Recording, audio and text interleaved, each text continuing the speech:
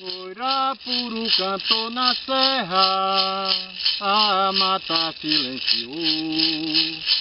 Oirapuru cantou na serra, a mata silenciou. Foi quando o Tupinambá na aldeia ele chegou. Boa tarde a todas e todos. Hoje estamos em mais um Dedo de Prosa na casa de Jurema Mestre Carlos. Esse ano é o ano do cinquentenário da nossa Jurema. E eu espero que hoje seja uma tarde bem assim aplausível para todos nós. A nossa primeira pergunta é por que essa questão da mediunidade? Por que sou médium? Essa é uma pergunta que nós sempre nos fazemos e existe uma gama de respostas, mas é importante aquela resposta que nos conscientize do porquê. Para uns é um grande dom ser médium, para outros é uma grande doença. É aquela doença que não tem doutor que possa dar jeito. Porque a falta dos cuidados com a espiritualidade, aí começa a gerar as doenças psicossomáticas. Nós temos uma visão que mediunidade é karma. Se nós formos ver pelo viés de você ter que sofrer, ter que passar por tudo aquilo para poder resgatar o seu karma. A minha visão é que nós podemos resgatar o nosso karma de uma forma positiva. A gente só paga débitos com créditos, não é isso? Então por que não construir créditos espirituais para resgatar esse karma? Se nós temos um livre-arbítrio, eu me pergunto assim, mas por que umas falhas de uma vida passada eu vou ter que sofrer nessa vida se eu não tenho consciência dela? O espírito tem, mas nessa oportunidade que nós tivemos de reencarnar, nós não trazemos porque isso apaga nessa passagem. E quando nós descobrimos essa mediunidade, então nós precisamos fazer o quê? Bom, vamos resgatar positivamente. E esse resgate se você detém essa energia mediúnica, essa energia espiritual, então vamos fazer por onde haver esse resgate fazendo bem. Cada um bem que você faz, você ganha um crédito. E quando eu vejo alguns irmãos que usam dessa energia espiritual para prejudicar A ou B, aí realmente aí eles estão acarretando muitas multas espirituais no caminho deles. Não custa nada fazer o bem. O bem é tão fácil de fazer que a gente faz em qualquer lugar, em qualquer hora, não importa seja de dia ou de noite, nós podemos fazer. Já para fazer o mal existe uma interrogação que eles sempre vão fazer na calada da noite, sempre vão fazer escondido para que as pessoas não vejam. E depois é descoberto. Depois tudo aquilo é desfeito. E quem fez, aí aumentou mais uma dívida kármica em si. Porque se nós temos um livre-arbítrio, nós temos o direito da escolha do fazer ou não fazer. Então, entre fazer e não fazer, é melhor não fazer. Uma outra coisa que eu vejo assim, na minha época, eu iniciei no ano 70. E era uma época que eu conheci, o primeiro médico que eu conheci, na época já com 16 anos, era um homeopata da cidade. Esse era o doutor da cidade. O primeiro doutor que eu fui foi já aos 18 anos, quase 19, quando fui para o quartel. Foi quando eu fui ver esse tal de doutor, sabe? Fazer os exames lá para entrar no exército. Mas se tinha um farmacêutico na cidade, e esse era quem receitava, você chegava lá, ele chegava e dizia, seu problema é esse, passava lá um xarope, passava lá uma penicilina, passava uma coisa e outra. Hoje é muito diferente, você vê UPA, posto de saúde, hospital, por tudo que é canto, mas nessa época não existia. Nossos primeiros médicos, nossos primeiros psicólogos, todos eles foram juremeiros ou os sacerdotes de candomblé. Então eles é quem acompanhavam a nossa saúde, era quem procurava amenizar as nossas doenças. E quando nós vemos hoje, isso é um ontem e um hoje, né? Essas diferenças. Aí esses padrinhos de Jurema, geralmente eles moravam em locais muito afastados. Aí quando me perguntam assim, e por que hoje Jurema tem esse negócio de assentamento? Eu disse, não, hoje tem acomodação. Mas por quê? Porque lá tinha um pé de Jurema, lá tinha um pé de Jucá, tinha uma umburana, em que ele chegava lá, botava lá umas pedrinhas, ajeitava, acendia a velhinha dele, protegia, pronto, estava ali, fumava o cachimbo lá no pé da umburana, fumava o cachimbo lá no pé do cajueiro, lá no pé da Jurema. Quer dizer, ele tinha um contato direto. E ele ainda podia se dar o luxo de dizer, sábado vai haver uma mesa, sexta-feira ele ia fazer o jejum, ia passar o dia lá contrito naquilo que ia fazer no outro dia. Aí, sai que hora para trabalhar? Roberto. 4h30 da manhã. 4h30 da manhã, chega a que horas? Chego 4h30, 5 horas. 5 horas da tarde. Aí digamos que vai haver um trabalho às 6 horas. Como é que fica? Tomar um banho, se alimentar e voltar para o trabalho. Aí quer dizer, qual é o tempo que se tem para essa preparação espiritual para poder se adentrar nesse mundo mágico espiritual? Quase nenhuma. Né? Quase nenhuma, não é isso? Aí hoje nós fazemos uma acomodação porque muitas vezes nós moramos num local que não dá para ter as árvores sagradas da Jurema. Então vai ter um tronco que representa. E nós hoje vemos a questão da representatividade dessas energias espirituais. O rito, ele sacraliza o ato. E é nessa ritualística que se prepara aquela acomodação, e ali vai se ter o quê? Onde puseres a fé, verás o efeito. Então aquele tronco de Jurema, ele não só representa o mestre que está ali, a entidade espiritual, mas representa o quê? Representa a floresta, representa o pé da Jurema por completo. E é ali que nós vamos devotar ali a nossa fé e vamos lá e vamos pedir, vamos alimentar aquela energia. Então essa energia vai dar aquele equilíbrio que nós precisamos nesse corre-corre de vida que tem hoje. Hoje nós não conseguimos dormir antes de meia-noite. Hoje nós dormimos pela metade, mesmo sabendo que é o grande envenenamento do organismo, é exatamente essa questão da falta de descanso, né? Muito mal, porque acarreta uma série de doenças no corpo humano. E quando nós procuramos ver dessa forma, o que acontece? Olha, eu preciso dormir, mas eu não consigo, porque as minhas responsabilidades. E essas responsabilidades nos levam a nos manter sempre firmes, sempre em frente, diante dos nossos caminhos. Porque nós não podemos dizer, chega uma pessoa necessitada, aí eu não posso dizer, não, eu não posso não, porque agora eu vou dormir. A gente não pode se dar esse privilégio. Não pode se dar esse privilégio. Porque é praticamente 24 horas antenados, que quando você não está trabalhando, você está de plantão.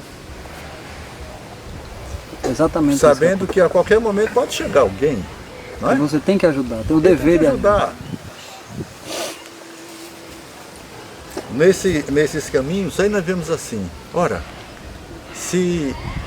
o que é que eu preciso para a minha vida? Nós precisamos sempre passar uma peneira, fazer assim toda uma reflexão naquilo que nós precisamos, e o que precisamos é exatamente a prioridade em nossa vida.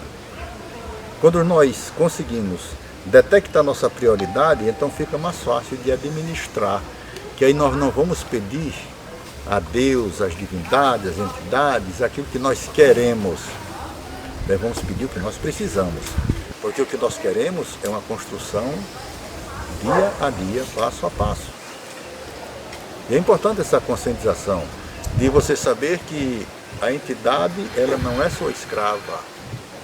A entidade, ela é uma trabalhadora, que que ela está ali em prol do nosso bem-estar, mas nós com a responsabilidade pela evolução espiritual dela. Porque para eles evoluírem, nós precisamos fazer a nossa parte. Aí nós pegamos uma entidade espiritual, aí manda fazer o mal aqui, fazer o mal acolá, fazer o mal mais ali.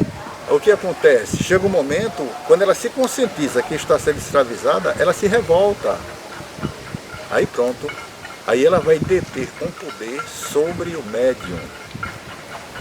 Aí começa a desandar tudo na vida. Aí quando vai ver, porque acarreta logo aqui as doenças. E as famosas doenças psicossomáticas. Aí o doutor vai dizer, não, olha, vamos fazer isso, faz exame, passa remédio, troca de remédio. E não consegue, porque para você pedir a Deus, você também precisa fazer uma reforma interior, né? Você tem que começar a se conscientizar daquilo ali e começar a agir de uma outra forma que esteja condizente com aquilo que você está pedindo, com aquilo que você está praticando. Aí onde está a questão da harmonia espiritual e a partir daí a evolução espiritual. Somos seres humanos, somos seres que estamos aqui em lapidação, em crescimento, em evolução, mas só se nós nos permitirmos a essa lapidação. Se, vai de qualquer jeito, não vai. Não vai. Às vezes eles são tão generosos que a gente pede, eles não fazem lá, para ver se a gente se conscientiza que fazendo tudo certinho ali, direitinho, buscando essa harmonia, a gente vai deixar o espírito fluir. E quando não? Eu gosto sempre de frisar isso para mim nunca esquecer, que quando eu era muito jovem, eu ouvia dizer, todo feiticeiro morre de feitiço. E eu ficava vendo assim, ora, mas como é que um feiticeiro vai morrer de feitiço? Será que é porque ele encontra outro mais poderoso do que ele? Lê do engano. O que acontece? Tudo que ele emana é energia dele, né? Ele vai. Só que chega um momento, aí vem o que? A lei de causa e efeito. Quando chega o retorno, aí começa a voltar tudo aquilo que ele emanou. E quando vem voltando, ele não pode se livrar, porque aquela energia dele. Reconhece foi ele quem acordou ela, foi ele quem enviou. Aí o efeito pombo correio. Tudo volta ao seu ponto de origem. Aí onde está o grande problema, porque quando ela volta, não tem como se livrar. Aí eles vão, caem, adoecem, sofrem até o último suspiro. E quantas vezes eu ouvi falar, olha, fulano de tal, está lá numa rede prostrada, não tem nem quem cuide dele. Na medida que essa energia que ele emanou vai se alimentando da energia dele, até o último fio de energia, pronto, aí apaga. Essa questão da mediunidade é uma responsabilidade muito grande, porque uma das coisas na Jurema diz, fazer o bem não olhas a quem, porque nada nos dá o direito de fazer o mal ao outro. Então na hora que nós cremos que Deus Ele é universal, onipresente, onisciente, Ele é o Pai, é o Criador de tudo, de todos, o que vai acontecer? Qual o pai que vai ficar feliz quando vê um filho querendo o mal do outro? Né? Nenhum vai querer. Porque a questão da família quer que estejam todos em paz. A família é a primeira base da harmonia. E você dizer, é meu irmão, isso aqui é meu irmão, aqui é minha tia, aqui é o meu tio, aqui é o meu padrinho, a gente só toma por padrinho aquela pessoa que a gente confia. E na Jurema não é diferente. Quantos mestres são padrinhos das pessoas, né? Quantas pessoas dizem, meu padrinho, seu Zé Pilintra, meu padrinho Antônio Pilintra, meu padrinho José da Virada. Por quê? Porque desenvolve um vínculo tão forte com aquela entidade que a pessoa o tem e o respeita como um padrinho. E quantas pessoas são validas? Tem uma amiga minha que ela mora em Patu. Disse, aqui lá ela liga,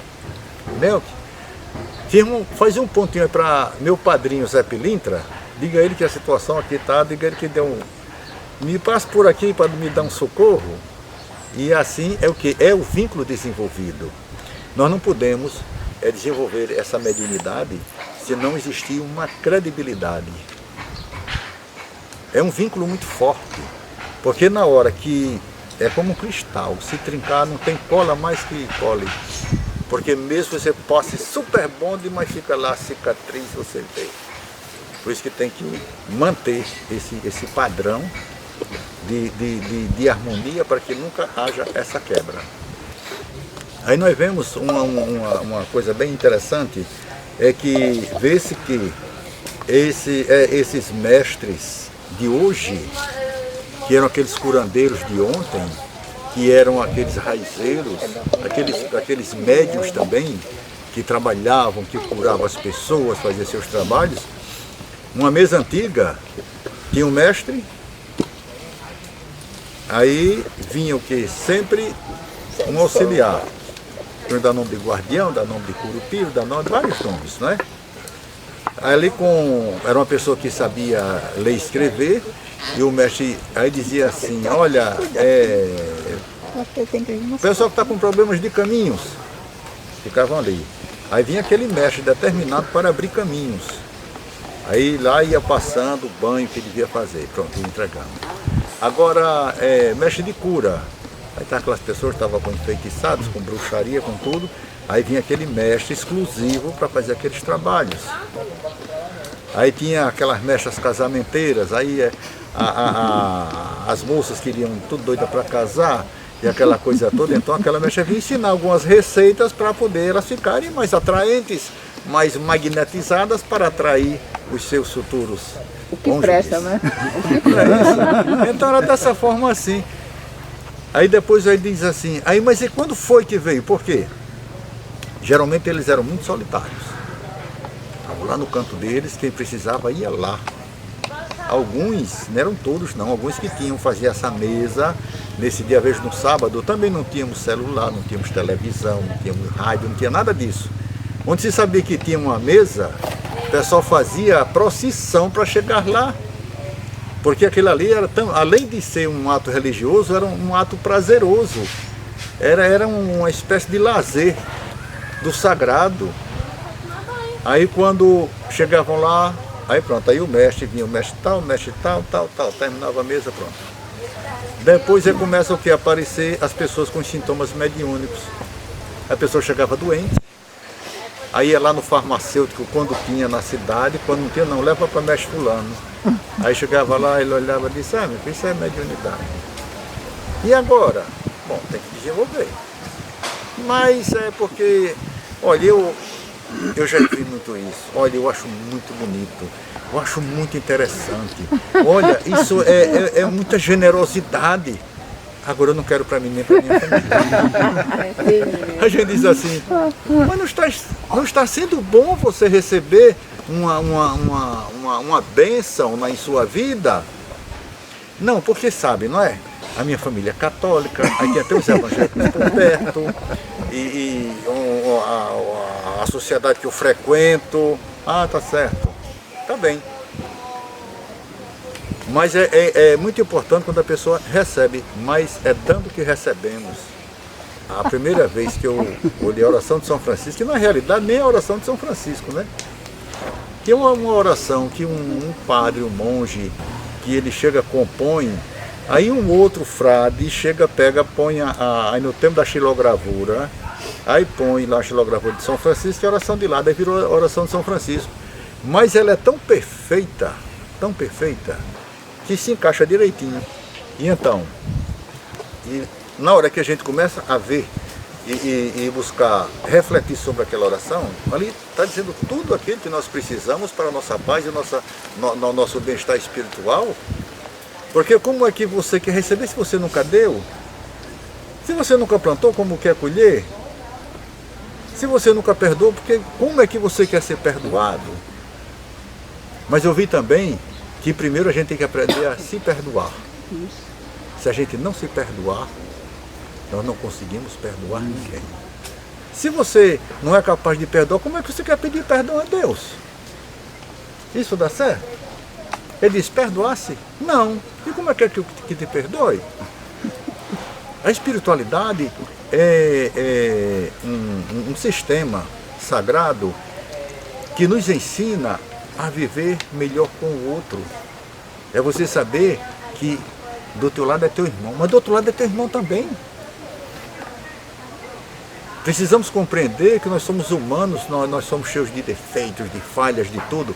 E se nós não aprendermos a aceitar o outro da forma que ele é, como é que nós vamos aceitar o outro? Nós vamos ser seres isolados, porque nós vamos nos achar muito perfeitos e que todo mundo está errado. Então nós precisamos compreender isso. Olha, eu vejo meus defeitos refletidos no Felipe. Eu vejo meus defeitos refletidos na Gisele, que está ali escondidinha atrás da Jurema. Está entendendo? Mas porque é a questão da compreensão espiritual. Na hora que eu vejo os seus defeitos, eu posso me lapidar por você. Eu tenho que aprender com aquele que é bem errado. Eu não quero ser desse jeito, eu já aprendi uma lição. Ah, fulano é uma pessoa maravilhosa, bem-humorada, é aquela pessoa assim, ó, coração aberto. Eu disse, rapaz, isso é legal de ser. E eu vou começar a me lapidar para mim ser assim também. Então tudo é muito simples. Porque quando você se volta para o sagrado, você vai ver que ele é muito simples. Aí diz assim, como é que faz assim para ensinar Jurema? No sagrado não se ensina, se aprende, porque a gente aprende no dia a dia. A gente aprende numa prosa. Aí chega e encontra, como é teu nome? André. André, eu encontro o André. Opa, como é que tá, André? Tudo bem, tudo bem. Notícia de Berna.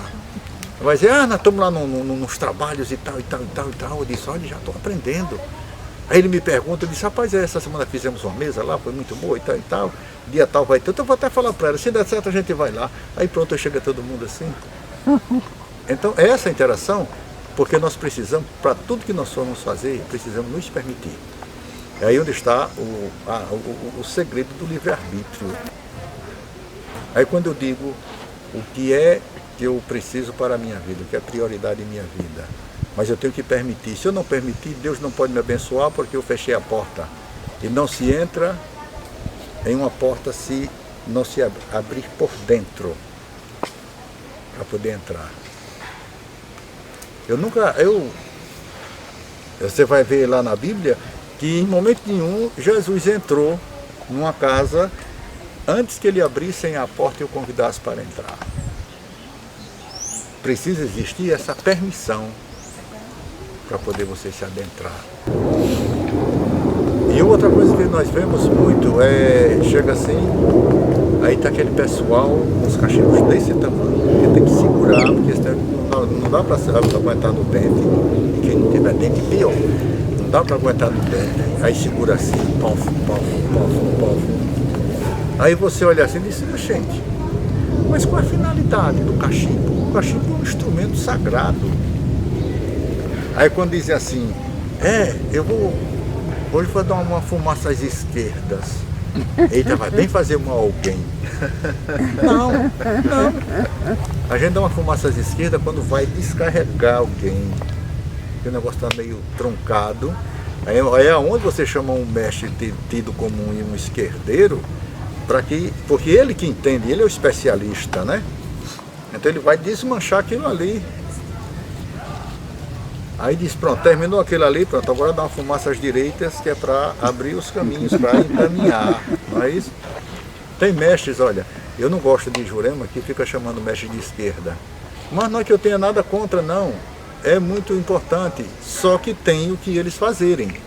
Se não tiver o que eles fazerem, ele vai deixar algum tipo de carrego ali. Mas gente, estão mexendo comigo para quê? Né?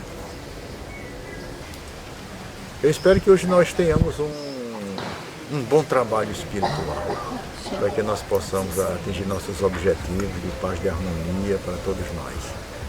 E a vocês eu só tenho que agradecer estarmos hoje aqui nesse dedo de prosa da Jurema Sagrada. E uma coisa, gente, muito importante, nós precisamos compreender muito profundamente que existem várias formas, vários caminhos de se fazer Jurema. como outros ritos mais, né? Quando se fala em Jurema. Existe N formas de fazer Jurema.